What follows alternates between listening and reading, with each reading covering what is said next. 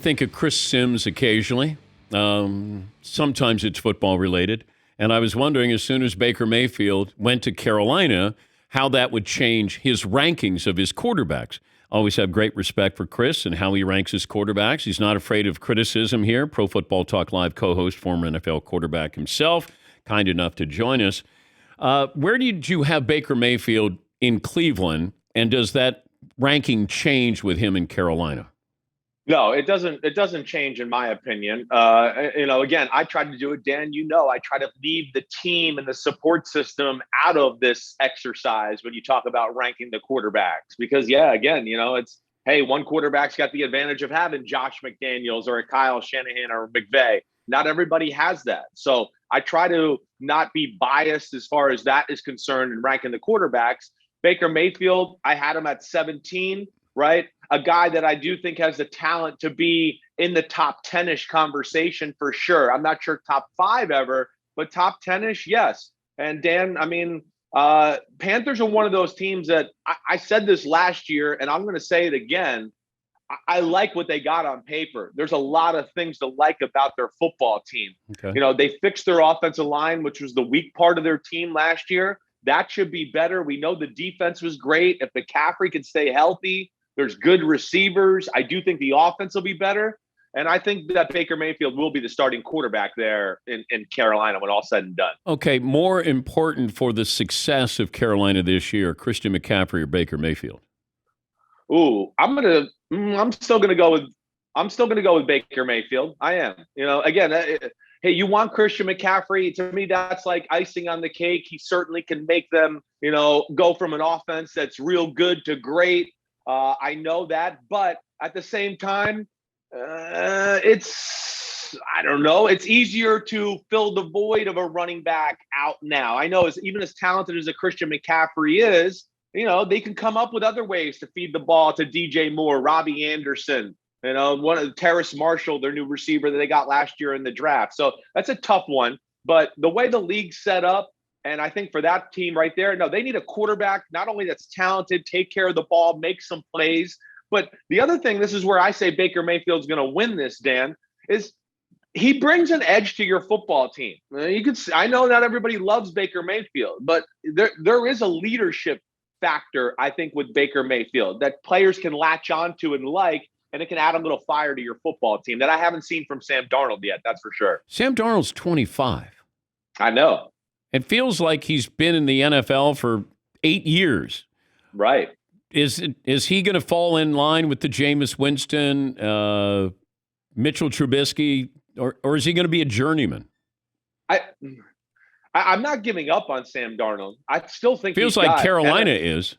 Well, yeah, that to me is the way he played last year. It wasn't good. We know that, and again, I don't want to blame him totally. You heard me say a number of times. With that offense there, it was very predictable. So it didn't make it easy to play quarterback, that's for sure. But I do think Baker Mayfield has a bigger arm, knows how to play the position a little bit better. And, man, Sam Darnold's just been in some tough situations. So I do think he could be one of these guys that's kind of like a career journeyman. And then maybe 3 or 4 years down the road, we start to go, oh, man, look at this guy. He got in a place that's good, and he's starting to show us he can play. But, man, he's had a lot of things that certainly haven't helped him, throughout his career. He hasn't had a great support system anywhere. I wonder who's the next Ryan Fitzpatrick. I got you there. Yeah, I hear you. Sam Darnold has more talent than a Ryan Fitzpatrick, that's for sure. But I hear what you're saying. I'm trying to look at my list here to see if there's anybody else out there. I do think there's, maybe some guys down the list. Geno Smith has a chance to be that. Maybe even a Drew Lock, that kind of guy. And then we'll see how some of these second and third year quarterbacks play this year. Maybe they end up being, being a Ryan Fitzpatrick too. What about Jared Goff? Ooh, that could be another one. I mean, yes. Goff is, to me, one of the biggest question marks going into the season this year. I think Detroit's going to be a better football team. I'd be shocked if they're not. They're going to – I thought they might make a move at quarterback this year and do something, but this is where, to me, the politics of the NFL come in. They want to, hey, we gave away Matthew Stafford. He won the Super Bowl, so we got to show the guy we got back is pretty good too. We didn't just trade him for nothing. And I think that's why they stick with him. And But do hey, you to me, think, he is Chris, you know yeah. Belichick. Do you think that Belichick held on to N'Keal Harry longer than he should have? Because it would be even more embarrassing if he cut a guy that they drafted in the first round. I do think that those guys get 9 lives for Okay. sure. They get the cushion of, maybe the 4th rounder who made 7 mistakes, he gets cut. But the 1st rounder, you can make 20 mistakes and they still go, hey, you're getting better. Let's try to keep working it out. And I do think they held on to him a little too long. But, I think he had a little chemistry with Cam Newton. And that's where that oh, wait, we got to like that. Cam can throw back shoulder balls and do all that and jump balls. And we like that. But there was nothing else. And that was the issue with N'Keal Harry coming out of college to me. He was good with the ball in his hand, but he could not separate running routes. And I think he's been on the trade market for a while. And finally, they just cut the cord and moved on. Help me understand the perception of Lamar Jackson. They just had a top 10 list with the executives and coaches and players, and he's not a top 10 quarterback. Feels like he's cooled off considerably here. And if you're a receiver, do you want to go to Baltimore to play with him? Yeah, I think they're all legitimate questions. I made him number 10, but, again, that's off of a year that was not stellar last year. He did not play good football. So I think that's where you see some of these question marks a little bit from some of these GMs is just, he was over aggressive. He didn't take care of the football, left a lot of yards and completions on the field when you go back and watch just because, I'm going to force the ball down to Mark Andrews, 40 yards down the middle. Wait, Hollywood Brown's open for 8 yards right here. Let's just throw it to him and move the chains. I think those were the issues last year. And then I do think people in the NFL think he lost maybe a half a gear or a gear in his running. And they're scary. I tried to say this before. Quarterbacks like Lamar Jackson, there's still, yes, a stigma around them around the NFL. There's a lot of people that will go, I'm never going to do that or go down that road as a quarterback because I don't think you can win a Super Bowl that way. And I think that's a legitimate question. I question that. Could you see them franchise tagging him?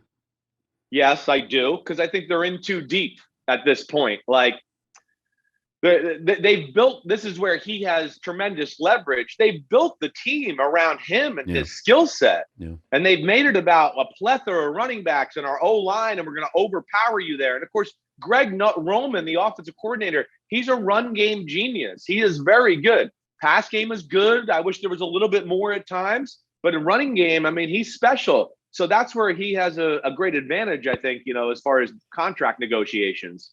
Talking to Chris Sims, Pro Football Talk Live co-host, former NFL quarterback. I'm wondering if Jimmy Garoppolo's future, immediate future, is attached to what happens with Deshaun Watson. If Watson, let's say he gets a year, would the Browns be comfortable given that roster and say, we'll stay with Jacoby Brissett, or do you think that there would be a market for Jimmy Garoppolo to be the starting quarterback, at least for 1 year in Cleveland? I would question it. I mean, if I'm Cleveland, I would think about it for sure. If I'm the Houston Texans, I'm thinking about it.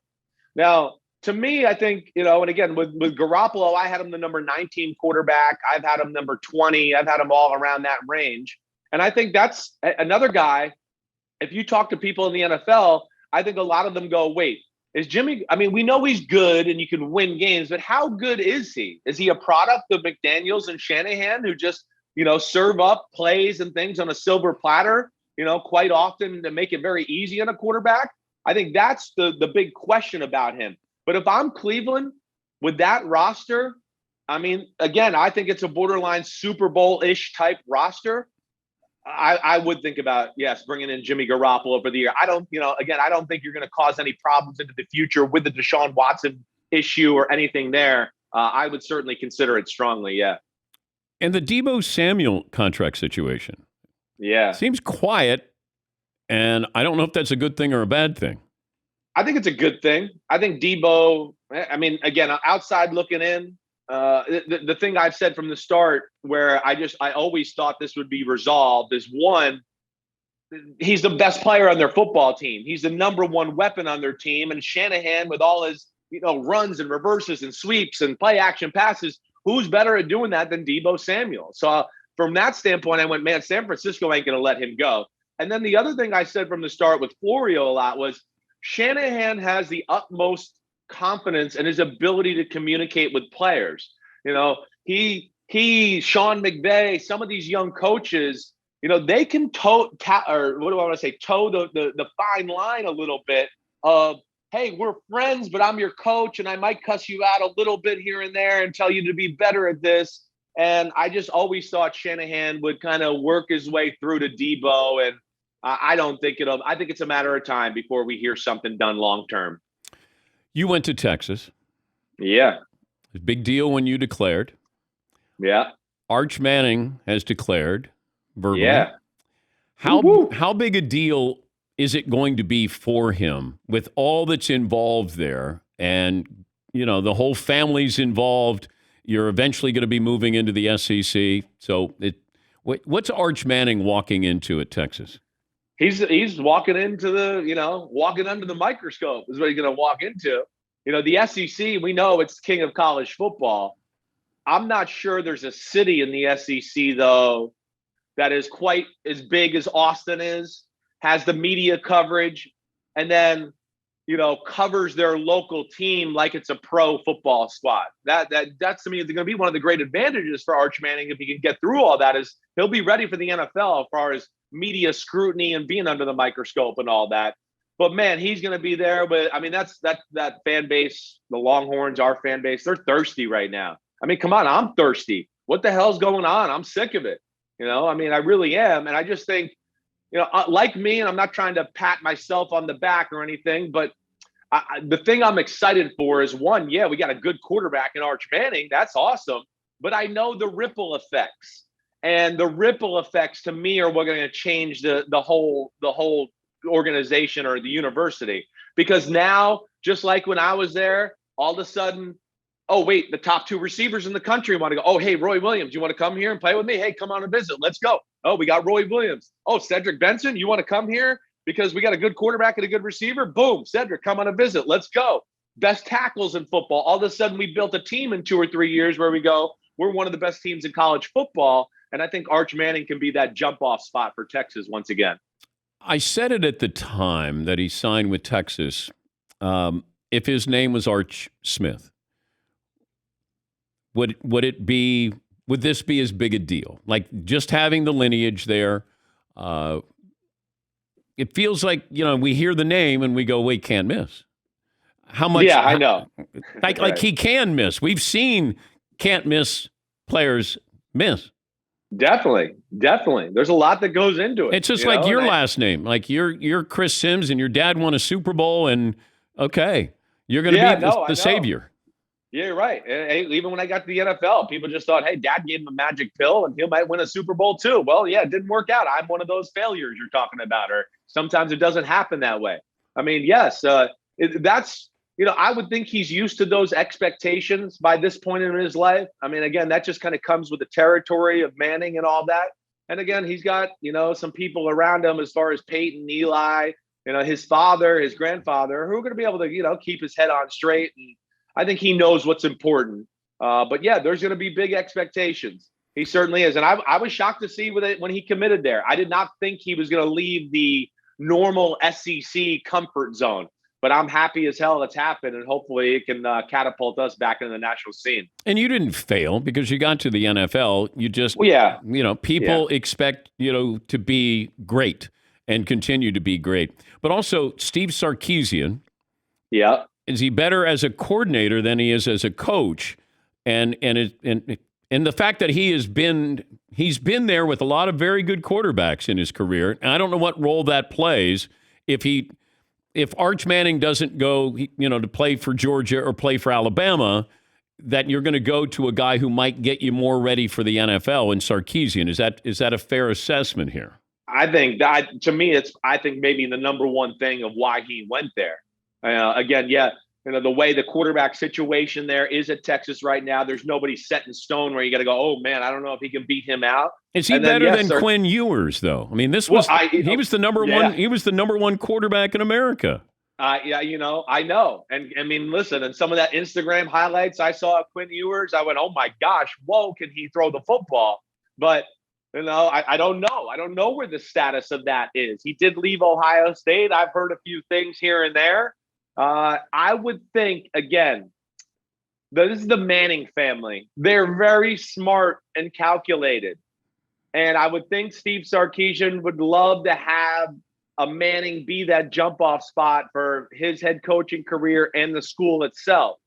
I would think that Arch Manning is going to be, the leader in the clubhouse as far as he's going to get a lot more chances to be that guy because of some of the circumstances. And that's fine. Listen, I'm not, that's just the way the world works a little bit. And we'll see if he can take advantage of that when he does get those chances. Great to talk to you, Chris. Have a good weekend. Thank you. Anytime, DP. You the man. See you guys. See you later. Chris Sims, Pro Football Talk.